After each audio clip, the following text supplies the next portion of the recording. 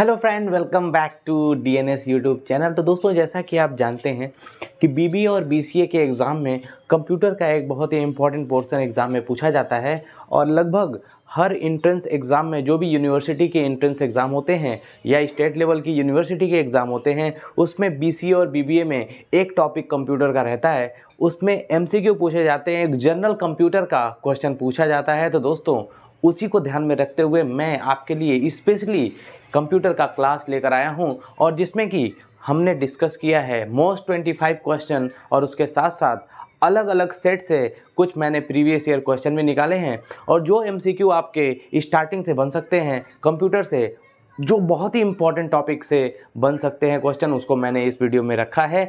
तो दोस्तों, आइए चलते हैं, क्वेश्चन को देखते हैं और क्वेश्चन को सॉल्व करते हैं। क्वेश्चन आपके लिए बहुत इंपॉर्टेंट होंगे, आपके आने वाले बीसीए और बीबीए के एग्जाम के लिए ये मोस्ट डेडिकेटेड वीडियो है। तो आइए स्टार्ट करते हैं, पहले क्वेश्चन पे चलते हैं। तो देख लीजिए, ये बीसीए और बीबीए के लिए मोस्ट इंपॉर्टेंट कंप्यूटर के पहले क्वेश्चन ने पहला सेट है। ये पीवाईक्यू और एमसीक्यू का एक मिक्स सीरीज है, जिसमें कि प्रीवियस ईयर क्वेश्चन और एमसीक्यू क्वेश्चन भी आपको देखने को मिलेंगे। तो स्टार्ट कर रहा हूं मैं, और ये पहला आपका लेक्चर होगा, सेट 1 होगा। ऐसे ही मैं और भी सेट आपके लिए लेकर आऊँगा, जो कि आपके एग्जाम के लिए बहुत ही बेनिफिशियल साबित होगा। चलिए स्टार्ट करते हैं पहले आज के क्वेश्चन से। पहला क्वेश्चन आपके स्क्रीन पर आप देखिए, ये आपके सामने है।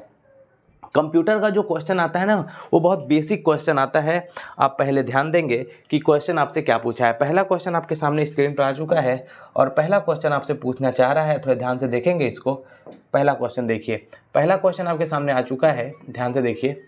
Who is the father of computer. सबसे स्टार्टिंग में बड़ा ही आसान क्वेश्चन से मैं स्टार्ट कर रहा हूँ। जैसे जैसे क्वेश्चन बढ़ेंगे वैसे वैसे क्वेश्चन के लेवल भी बढ़ते जाएंगे। तो आइए देखते हैं, पहले पूछा है कि फादर ऑफ कंप्यूटर किसे कहा जाता है। तो ये सभी जानता है कि पहला जो कैलकुलेटिंग मशीन, यानी कैलकुलेटर सबसे पहले बनाया था इन्होंने, कैलकुलेटिंग मशीन बनाया था सबसे पहले। और ये थे कौन? ये थे भाई चार्ल्स बेबेज। कौन थे? Charles Babbage. तो करेक्ट आंसर कौन सा होगा? Option number B. Option number B हमारा करेक्ट आंसर होगा, चार्ल्स बेबेज। चार्ल्स बेबेज जो कि एक इंजीनियर भी थे, मैकेनिकल इंजीनियर थे। इन्होंने ही पहला कैलकुलेटर, एक तरह से कह सकते हैं कि पहला कैलकुलेट करने वाला मशीन बनाया था। बाद में कंप्यूटर का इनको पिता कहा गया, father of computer, Charles Babbage को। ध्यान रखेंगे, option number B correct answer होगा। चलिए अब सेकेंड नंबर पे चलते हैं। अब सेकेंड नंबर क्वेश्चन ध्यान से देखिए। तो सेकेंड नंबर क्वेश्चन आपके सामने आ चुका है, और इसमें पूछा है who is the father of computer science. यानी हिंदी में भी आपके सामने क्वेश्चन आ गया है कि कंप्यूटर विज्ञान के जनक कौन है। तो दोस्तों, आपके सामने चार ऑप्शन दिए गए हैं, एलन ट्यूरिंग, चार्ल्स बेबेज, सिमूर क्रे या ऑगस्टा एडमिंग। ध्यान रखेंगे, बहुत ज़्यादा इंपॉर्टेंट क्वेश्चन है ये। कई बार एग्जाम में पूछा गया है कि फादर ऑफ कंप्यूटर साइंस, ठीक है, फादर ऑफ कंप्यूटर साइंस के कौन है फादर, कंप्यूटर साइंस के फादर कौन है, ये आपको बताना है। तो इसमें करेक्ट आंसर जो होगा वो होगा एलन ट्यूरिंग। कौन होंगे? एलन ट्यूरिंग करेक्ट आंसर होंगे। ध्यान रखेंगे, फादर ऑफ कंप्यूटर साइंस इनको कहा जाता है, यानी कंप्यूटर विज्ञान के जनक। ठीक, चलिए, वैसे तो मैंने बता दिया कि चार्ल्स बेबेज को क्या कहा जाता है, फादर ऑफ कंप्यूटर, ठीक है, यानी कंप्यूटर के जनक कहे जाते हैं। कौन? Charles Babbage. आगे बढ़ते हैं, लेकिन कंप्यूटर साइंस का अगर पूछेगा तो आंसर होगा एलन ट्यूरिंग। आगे बढ़ते हैं अगले क्वेश्चन पर। अगला क्वेश्चन देखिए, और ये है तीसरा क्वेश्चन आज का। और तीसरा क्वेश्चन है कि एक सीपीयू, अच्छा देखिए ध्यान से, जो सीपीयू होता है, सीपीयू आप जानते हैं सेंट्रल प्रोसेसिंग यूनिट होता है। ये पूछा गया है कि इसके अंदर कौन कौन से पार्ट शामिल होते हैं। आपके ऑप्शन में आपको दिख रहे होंगे। तो अगर मैं बात करूं तो सीपीयू की सेंट्रल प्रोसेसिंग यूनिट इसको कहते हैं, फुल फॉर्म इसका होता है। इसके अंदर आपका कंट्रोल यूनिट होता है। सबसे मेन पार्ट की अगर मैं बात करूं तो कंट्रोल यूनिट होता है, सीयू जिसको कह देते हैं। और इसी के अंदर होता है, आप जानते हैं, अर्थमेटिक लॉजिकल यूनिट है ना, एएलयू होता है। तो कंट्रोल यूनिट और एएलयू, अर्थमेटिक लॉजिक यूनिट को मिला करके सीपीयू बना होता है। और भी बहुत सारे छोटे छोटे सर्किट्स होते हैं, लेकिन मोस्टली जो देखा जाता है, मोस्ट इंपॉर्टेंट जो पार्ट होते हैं वो सीयू और एएलयू होता है। तो इसमें हम ऑप्शन देखेंगे कौन कौन सा ऑप्शन है, जिसमें ये दिया हुआ है option, A control unit and an arithmetic logic unit. बिल्कुल हमारा करेक्ट आंसर होगा ऑप्शन नंबर सी, एक होता है कंट्रोल यूनिट और एक होता है अर्थमेटिक लॉजिक यूनिट। ठीक है, कई बार क्वेश्चन पूछा जाता है कि अर्थमेटिक लॉजिक यूनिट का यूज कहाँ करते हैं, तो अंक गणितीय शुद्धता को नापने के लिए। ठीक है, ध्यान रखेंगे, जो अंक गणितीय शुद्धता होती है अर्थमेटिक लॉजिक यूनिट ALU, जैसे कि मैंने यहाँ पे लिखा हुआ है, ALU का इस्तेमाल करते हैं किसको, मैथमेटिकल ऑपरेशन जो होते हैं उनको वेरीफाई करने के लिए, उनको चेक करने के लिए। मैथमेटिकल जो ऑपरेशन होते हैं उनको वेरीफाई करने के लिए और चेक करने के लिए हम इसका यूज करते हैं। ठीक है, इस बात को ध्यान रखिएगा। ये एक किसका पार्ट है, CPU का पार्ट है, इस बात को भी ध्यान रखेंगे। चलिए आगे बढ़ते हैं अगले क्वेश्चन पर। और अगला क्वेश्चन देखिए, अगला क्वेश्चन आपके सामने ये रहा आपकी स्क्रीन पर, थोड़ा ध्यान से देखेंगे। अगला क्वेश्चन आपके सामने है, चौथा क्वेश्चन आज का है। पूछा गया है, the first computers were programmed using, पहले कंप्यूटर का उपयोग किस प्रकार के लैंग्वेज का इस्तेमाल करके बनाया गया था। आपके सामने ऑप्शन भी दिए गए हैं, असेंबल लैंग्वेज, मशीन लैंग्वेज, या वस्तु कोड यानी ऑब्जेक्ट कोड, या सोर्स कोड। ये इंग्लिश में ज़्यादा बेहतर ऑप्शन है, तो उसको आप ध्यान देंगे, उसको आप केयर करेंगे। ठीक है, पहले आप ऑप्शन को देख लीजिए और आंसर देने की कोशिश करेंगे। तो याद रखिएगा, सबसे पहले जो कंप्यूटर को प्रोग्राम किया गया वो मशीन लैंग्वेज से किया गया। मशीन लैंग्वेज का मतलब, जब कंप्यूटर स्टार्टिंग में बनने शुरू हुए तो उस टाइम मशीन लैंग्वेज का मतलब है ऐसा लैंग्वेज जो कंप्यूटर सबसे आसान भाषा में, आसान लैंग्वेज में समझ पाए। तो ऐसा लैंग्वेज जो मशीन जानते हैं, जो 0-1 की कोडिंग वाली लैंग्वेज होती है, 0 और 1 की कोडिंग वाली लैंग्वेज होती है, जिसको कंप्यूटर आराम से ईजी तरीके से समझ सकता है, उसको हम मशीन भाषा कहते हैं। मशीन लैंग्वेज में ही सबसे पहले कंप्यूटर का उपयोग कर कर प्रोग्राम किया गया था। तो करेक्ट आंसर होगा ऑप्शन नंबर बी। ठीक है, चलिए अब आगे बढ़ते हैं, अगले क्वेश्चन पे चलते हैं। अगला क्वेश्चन आपके स्क्रीन पर आ चुका है और ये 5वां क्वेश्चन है, थोड़ा ध्यान देंगे इस क्वेश्चन को। विच device is required for the internet connection, internet connection के लिए कौन सा उपकरण आवश्यक है। आपके सामने ऑप्शन है, आप देखिए पहले ऑप्शन को और आंसर देने की कोशिश करेंगे।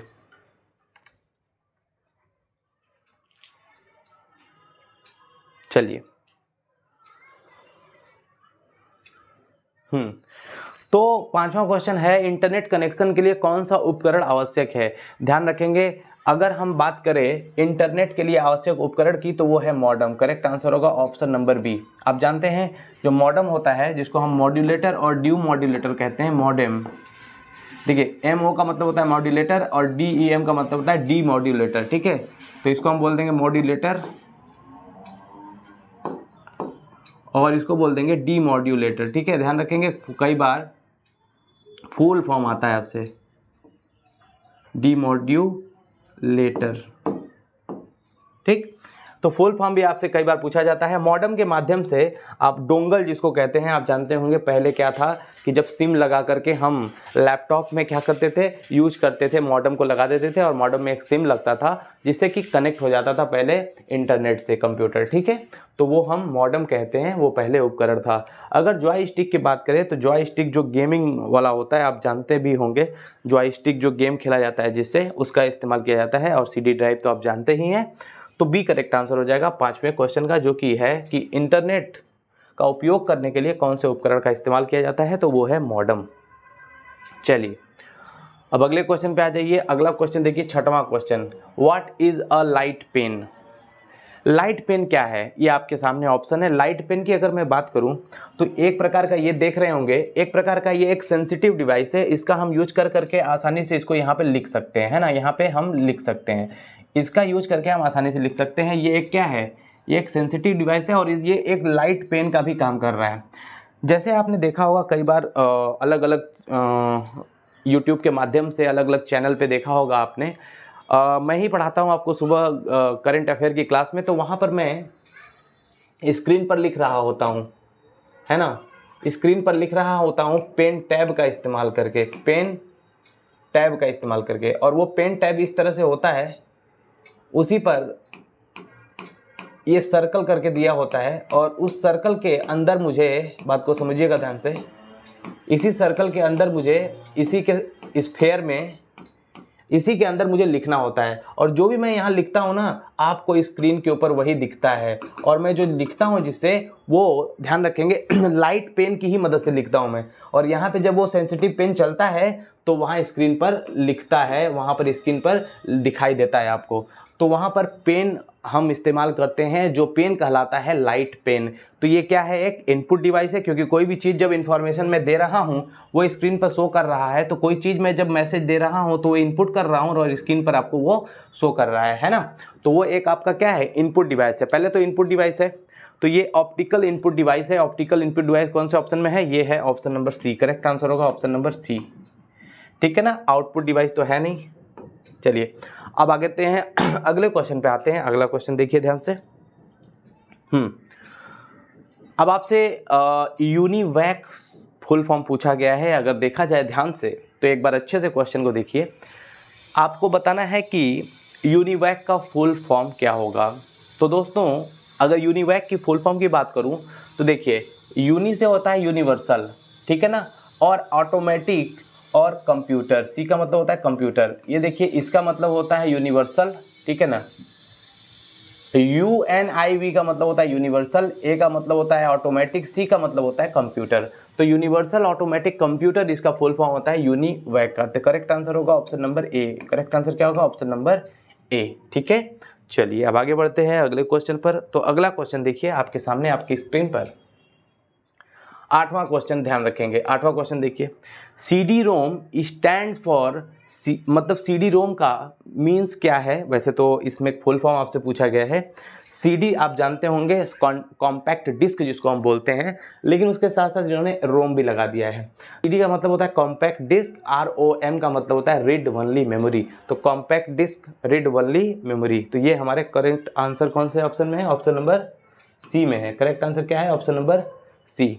तो सॉरी डी, हाँ डी है ना, डी हमारा करेक्ट आंसर होगा, D, compact disc read only memory, ठीक है। चलिए अब आगे बढ़िए। अगला क्वेश्चन देखिए, अगला है 9th नंबर क्वेश्चन। अच्छे से देख लीजिए, IBM 1401 क्या है, आराम से देखेंगे और बताएंगे आंसर।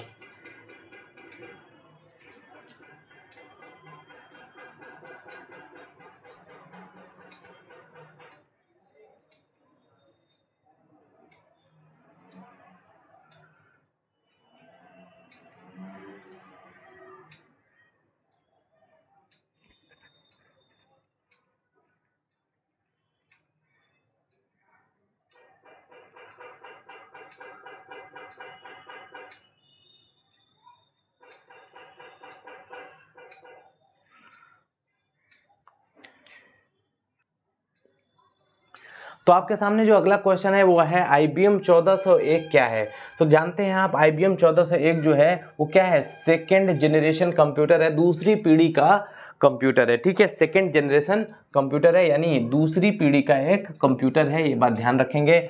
आप जानते हैं कि फर्स्ट जनरेशन का जो कंप्यूटर बना वो किस पे बना था, वो वैक्यूम ट्यूब का इस्तेमाल करके बना था, और वो बहुत बड़े बड़े होते थे। वैक्यूम ट्यूब का इस्तेमाल करके ये बना और बहुत बड़े बड़े ये होते थे। लेकिन IBM 1401 जो था वो सेकंड जनरेशन कंप्यूटर था, और लगभग 1959 के आसपास, 1959 के आसपास ये बना था, ठीक है। और ये एक सेकंड जनरेशन कंप्यूटर था, इस बात को ध्यान रखेंगे। IBM 1401 इंटरनेशनल बिजनेस मशीन जो है IBM का फुल फॉर्म होता है। अब आगे बढ़ेंगे, अगले क्वेश्चन पर चलेंगे। देखिए तो अगला क्वेश्चन है WAN का फुल फॉर्म इन्होंने पूछा है। WAN का फुल फॉर्म इन्होंने पूछा है। तो WAN आप जानते हैं, अलग अलग कंप्यूटर में आप अलग अलग नेटवर्क यूज करते हैं। तो उसमें क्या होता है कि देखिए, एक होता है WAN, एक होता है MAN मैन, है ना, एक होता है LAN LAN। तो local area network, metropolitan area network, और WAN का ही तो पूछा है इसमें, तो वाइड एरिया नेटवर्क हो जाता है करेक्ट आंसर, और जो कि ऑप्शन नंबर कौन से में है, ऑप्शन नंबर सी में है, ठीक है। ऑप्शन नंबर सी में है, ध्यान रखेंगे इस बात का। और मैंने जो फुल फॉर्म आपको बताए हैं अभी इसमें, इसको भी आप नोट करते रहेंगे, ठीक है। चलिए अब अगले क्वेश्चन पे चलते हैं। अगला क्वेश्चन देखिए, अगला क्वेश्चन ध्यान देंगे, और वो है 11th नंबर क्वेश्चन। क्वेश्चन है आपके सामने, MICR स्टैंड्स फॉर, MICR का मतलब क्या है ये आपको बताना है। थोड़ा ध्यान से करेंगे, अच्छे से करेंगे और बेहतर तरीके से करेंगे। तो 11वें नंबर क्वेश्चन का करेक्ट आंसर क्या होगा? Magnetic ink character reader. Correct answer होगा ऑप्शन नंबर ए। देखिए, आपने देखा होगा एक बार कोड रीडर होता है जिसको BCR बोलते हैं, एक होता है MICR magnetic ink character reader. देखिए, रीडर की जगह कहीं कहीं रिकॉग्निशन भी लिख देता है, रिकॉग्निशन, ध्यान रखेंगे, कहीं कहीं ना रिकॉग्निशन भी लिख देता है, तो वो भी सही है, गलत नहीं है, ठीक है, ध्यान देंगे, रिकॉग्निशन भी लिख देता है। वो होता क्या है, देखिए MICR का यूज ना, देखिए MICR का यूज जो है वो खासकर चेक को, आपने बैंक गए होंगे, आप बैंक गए होंगे तो आपने देखा होगा कि उनके पास ना चेक के ऊपर एक चेक नंबर लिखा होता है और उसके ऊपर चेक नंबर जो लिखा होता है और उसके नीचे एक हल्की सी कोडिंग होती है, अलग अलग बार कोडिंग होती है, आपने देखा होगा। उसको MICR मशीन से क्या होता है, चेकिंग होता है। वहाँ उनके पास एक बैंक के पास एक MICR मशीन होती है, उससे वो स्कैन करते हैं और वो कैरेक्टर को रीड, देखिए मैग्नेटिक के मदद से, यानी मैग्नेट चुंबक के मदद से कैरेक्टर को रीड करते हैं, पहचानते हैं, रिकॉग्निशन करते हैं और उससे पता लगाते हैं कि जो चेक जो दिया गया है वो कहीं फर्जी तो नहीं है, कहीं जो व्यक्ति ने दिया है चेक वही उसी का तो है। सारा ये बात का चेक करते हैं। बैंक में खासकर इस्तेमाल होता है MICR, इस बात को ध्यान रखेंगे। चेक को डिटेक्ट करने के लिए ए करेक्ट आंसर हो जाएगा MICR। चलिए आगे बढ़ते हैं अगले नंबर क्वेश्चन को, और अगला नंबर क्वेश्चन है 12वां। Which of the following is a part of central processing unit.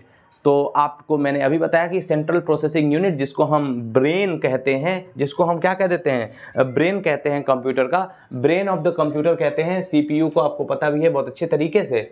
तो ये इसमें क्या होता है, अभी मैंने बताया था कि CPU के अंदर क्या क्या होता है भाई। CPU के अंदर पार्ट होता है इंपॉर्टेंट दो, एक होता है ALU, एक क्या होता है, एक होता है ALU और एक होता है CU, एक होता है CU कंट्रोल यूनिट और एक होता है अर्थमेटिक लॉजिक यूनिट। तो यहाँ पर हो जाएगा करेक्ट आंसर कौन सा, ऑप्शन नंबर डी हो जाएगा करेक्ट आंसर। यहाँ पर आप देख पा रहे होंगे अर्थमेटिक एंड लॉजिक यूनिट होता है यहाँ पर।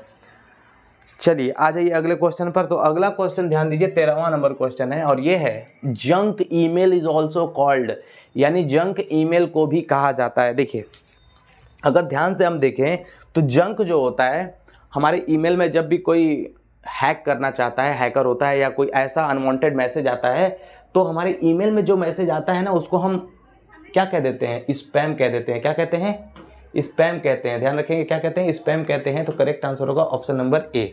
करेक्ट आंसर क्या होगा, option number A will be the correct answer, ठीक है, स्पैम कहते हैं।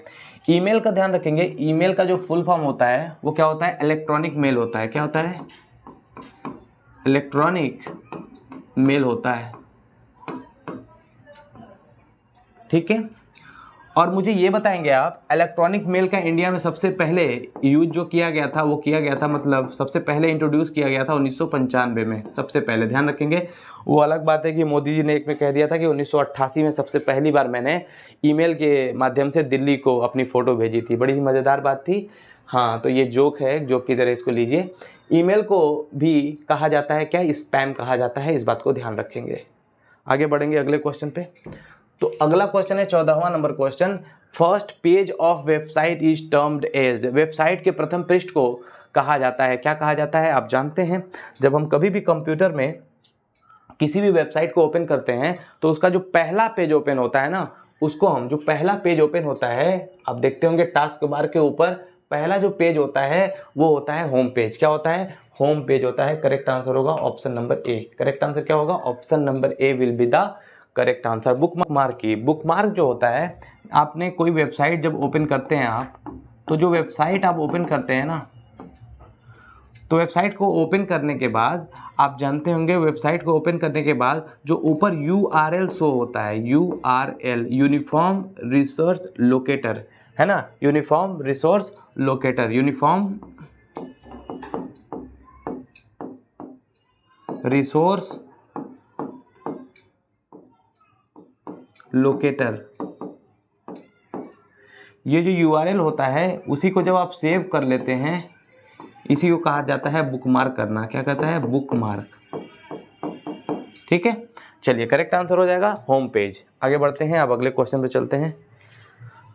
अगला क्वेश्चन देखिए, which programming language are classified as low level language. कौन सी प्रोग्रामिंग भाषाओं को निम्न स्तरीय भाषाओं के रूप में वर्गीकृत किया जाता है। देखिए बेसिक हो गया, कोबॉल हो गया, फोर्ट्रान हो गया, ये सब हाई लेवल लैंग्वेज है। सी प्लस प्लस ये सारे क्या है, हाई लेवल लैंग्वेज है। लेकिन असेंबली लैंग्वेज जो है, असेंबल लैंग्वेज जो होता है वो लो लेवल लैंग्वेज होता है। ये बात आप ध्यान रखेंगे, ठीक है। मशीन लैंग्वेज हो चाहे असेंबल लैंग्वेज हो, ये सारे लो लेवल लैंग्वेज होते हैं, ठीक है। ये बात ध्यान रखेंगे, बहुत ज़्यादा इंपॉर्टेंट। और ये सब जो है चाहे कॉमन बिजनेस ओरिएंटेड लैंग्वेज हो चाहे फॉर ट्रांसलेशन हो, ये सारा लैंग्वेज है क्या, हाई लेवल लैंग्वेज, ठीक है। ध्यान रखेंगे इस बात को। अब हम आगे बढ़ेंगे अगले क्वेश्चन पर। अगला है 16वां नंबर क्वेश्चन, ध्यान दीजिए। विच device is required for the internet connection, ठीक है। इंटरनेट कनेक्शन के लिए कौन सा उपकरण आवश्यक है। तो ये तो क्वेश्चन का आंसर आप कमेंट सेक्शन में देंगे। इसका आंसर मैंने आपको बताया भी है, ये रिपीट हो गया लग रहा है क्वेश्चन। इसका आंसर मुझे कमेंट सेक्शन में आप करेंगे। चलिए अगले क्वेश्चन पे बढ़ते हैं और अगला क्वेश्चन है 17वां number question. Which of the following is a storage device, यानी इसमें से कौन सा डिवाइस ऑप्शन में दिया गया है जो एक स्टोरेज डिवाइस है। स्टोरेज का मतलब क्या होता है भाई, आप जानते हैं मेमोरी को स्टोर करने के लिए जो डिवाइसेस यूज की जाती हैं उसको हम स्टोरेज डिवाइस कहते हैं। तो इसमें टेप की बात करें, फ्लॉपी डिस्क की बात करें, चाहे टेप हो, फ्लॉपी डिस्क हो और फ्लॉपी और हार्ड डिस्क हो। देखिए यहाँ पे हार्ड डिस्क इनको लिखना चाहिए तो हिंदी में इन्होंने लिख दिया फ्लॉपी डिस्क की हार्ड डिस्क। ये तीनों क्या है, ये तीनों भाई एक स्टोरेज डिवाइस हैं। तो करेक्ट आंसर होगा option number D. Correct answer क्या होगा, ऑप्शन नंबर डी। चलिए अगला क्वेश्चन देखिए। अब अगला क्वेश्चन देखें तो क्वेश्चन नंबर 18 है, ध्यान देंगे।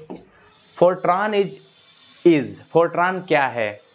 आपको बताना है कि फोर्ट्रान जो है वो क्या है। सबसे पहले आपको देखना है कि उसका फुल फॉर्म पूछा गया है आपसे। तो फुल फॉर्म जो है फार्मूला ट्रांसलेशन इसका होता है, मैथ के लिए यूज होता है। ये लैंग्वेज एक तरह से है, ये हाई लेवल लैंग्वेज है, अभी मैंने बताया भी। ये क्या है, ये एक हाई लेवल लैंग्वेज है, ठीक है। इसका खास करके इस्तेमाल फार्मूला के ट्रांसलेशन के लिए, मैथ के लिए यूज होता है, ठीक है। इस बात को ध्यान रखेंगे। B is the correct answer. चलिए आगे बढ़ते हैं। The computer size was very large in, computer का आकार बहुत बड़ा था। देखिए पहले जनरेशन में अगर देखें हम तो कंप्यूटर आकार जो थे वो घर इतने बड़े बड़े होते थे, बहुत बड़े बड़े होते थे, क्योंकि इसमें इस्तेमाल किया जाता था क्या, वैक्यूम ट्यूब का इस्तेमाल किया जाता था। अगर मैं आपको दिखाऊं कि पहले जनरेशन के जो कंप्यूटर थे वो कितने बड़े बड़े थे, तो आइए उसको थोड़ा सा हम देख लेते हैं। फर्स्ट जनरेशन के जो आपके कंप्यूटर में दिखाऊं अगर आपको, तो आइए देखते हैं कि फर्स्ट जनरेशन के आपके कंप्यूटर दिखते कैसे थे, ठीक है। आइए दिखाता हूं मैं, देखिए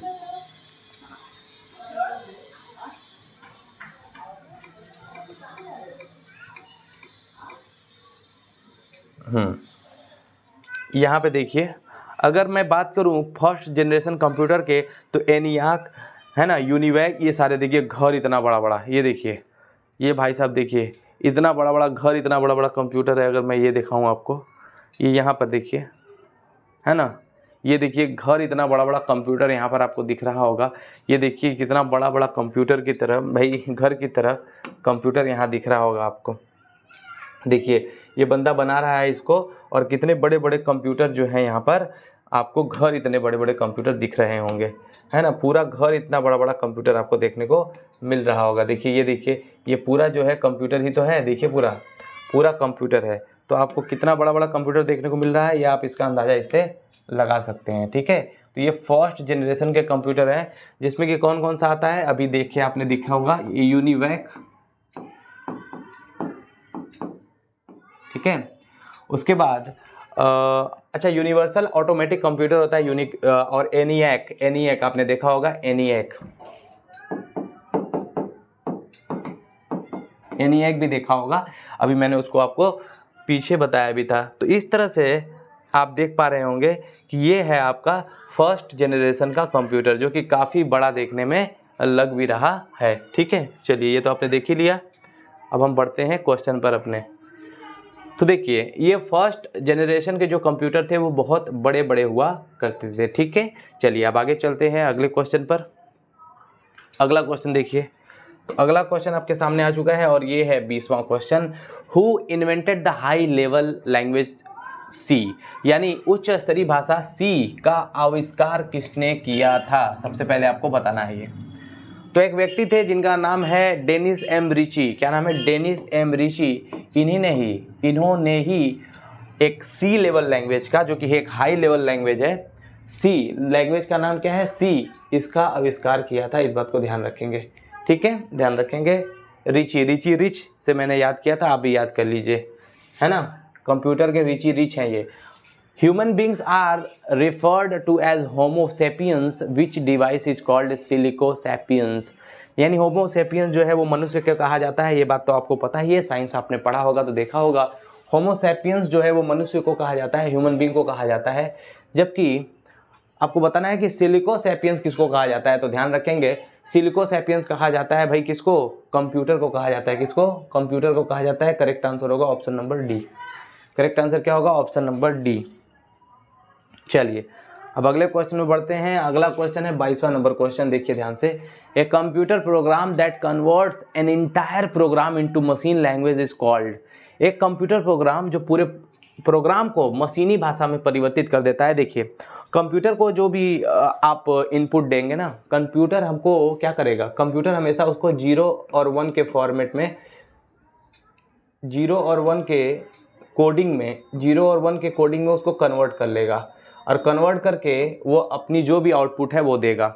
ये दरअसल करने का काम करता है कंपाइलर। जो कंपाइलर होता है वो क्या कर देता है? सारे लैंग्वेज को, सारे जो भी लैंग्वेज आप उसमें इनपुट करते हैं उसको मशीनी भाषा में बदल देता है, कन्वर्ट कर देता है, जिससे कि कंप्यूटर उसको समझ पाए। तो ये होता है कंपाइलर, जो कि ध्यान रखेंगे किसी भी भाषा को मशीनी भाषा में कन्वर्ट कर देता है। चलिए आगे बढ़ेंगे। अगला क्वेश्चन देखिए। अगला क्वेश्चन है 23rd और वो है DOS स्टैंड्स फॉर। DOS का मतलब आपको बताना है, जिसको हम डॉस कह देते हैं। इसका फुल फॉर्म होता है क्या भाई? Disk operating system. तो करेक्ट आंसर क्या होगा? Disk operating system. Correct answer होगा ऑप्शन नंबर ए, ठीक है। चलिए अब आगे बढ़ते हैं अगले क्वेश्चन पर। अगला है 24th। Which of the following are input device. Input device कौन सा होता है? देखिए ऐसे डिवाइस जो इन्फॉर्मेशन को अंदर ले जाते हैं, कंप्यूटर के इनपुट करते हैं, मतलब अंदर की तरफ इन्फॉर्मेशन को ले जाते हैं और उससे कोई आउटपुट निकलता है। जैसे कीबोर्ड, देखिए ध्यान से। कीबोर्ड जब भी हम दबाते हैं, कीबोर्ड को जब हम प्रेस करते हैं, है ना, कीबोर्ड को हम जब प्रेस करते हैं, ये सारे कीबोर्ड मान लीजिए कीबोर्ड है, तो कीबोर्ड को जब भी हम दबाते हैं यहाँ पर इस तरह से, तो भाई कोई भी इन्फॉर्मेशन अंदर तक तो जाता है। इन्फॉर्मेशन तो अंदर तक जाता है कि नहीं जाता है? बताइए। आप कहेंगे हाँ सर अंदर जाता है। देखिए जैसे अगर मैं कहूँ कि ये देखिए, मैं यहाँ पे कोई मैंने दबाया बटन, ये बटन दबाया, ये बटन दबाया, ये बटन दबाया, ये इन्फॉर्मेशन को क्या करेगा? कंप्यूटर के अंदर इनपुट करेगा, डालेगा कि नहीं डालेगा? वहाँ से एक आउटपुट निकलेगा। तो ये तो इनपुट डिवाइस हुआ, ये कीबोर्ड इनपुट डिवाइस है। उसके बाद देखिए माउस, माउस भी हम प्रेस करते हैं, माउस, ठीक है ना। माउस को भी अगर हम प्रेस करते हैं तो ये भी क्या करता है? ये भी इन्फॉर्मेशन को इनपुट करता है, डाल देता है इन्फॉर्मेशन को कंप्यूटर के अंदर, और उससे क्या निकलता है? एक इन्फॉर्मेशन जो है आउटपुट निकलता है। माउस को बनाया था किसने? डगलस इंगलबर्ट ने। किसने? डगलस इंगलबर्ट, ठीक है। इस बात को ध्यान रखेंगे। कार्ड रीडर ये भी क्या है भाई? एक इनपुट डिवाइस है। तो एनी ऑफ दिस, हाँ इनमें से कोई भी एक क्या है? एक इनपुट डिवाइस है। सभी मतलब है all of this, any of this, यानी कोई भी इसमें से क्या है? Output device. ये देखिए आउटपुट नहीं इनपुट है, हाँ ठीक है, इनपुट पूछा था, ठीक है, इनपुट डिवाइस है, ठीक। चलिए अब आगे बढ़ते हैं। आउटपुट डिवाइस ये होता है जो कि बस आपको इन्फॉर्मेशन अंदर नहीं करती है, इन्फॉर्मेशन मतलब अंदर तक नहीं लेके जाती, बस बल्कि वो बाहर निकालने का काम। जैसे कि लाउड स्पीकर हो गया आपका, वो एक आउटपुट डिवाइस है, ठीक है। चलिए प्रिंटर है जो है वो भी आउटपुट डिवाइस है। उसका कोई मतलब नहीं होता कि उससे हम कोई इन्फॉर्मेशन अंदर भेज सके। IBM का फुल फॉर्म आपको बताना है, तो ये मैंने आपको बताया भी था। IBM का फुल फॉर्म आपके सामने है, ये है option number C, international business machine. Correct answer क्या होगा? International business machine. Correct answer होगा ऑप्शन नंबर सी, ठीक है। तो दोस्तों ये था आपका लेक्चर नंबर 1 जो कि कंप्यूटर के ऊपर था। BBA BCA के लिए मोस्ट डेडिकेटेड वीडियो था। ऐसे ही वीडियो मैं लेकर आऊँगा आपके लिए। अगले वीडियो में मिलते हैं दोस्तों, तब तक के लिए गॉड ब्लेस यू ऑल।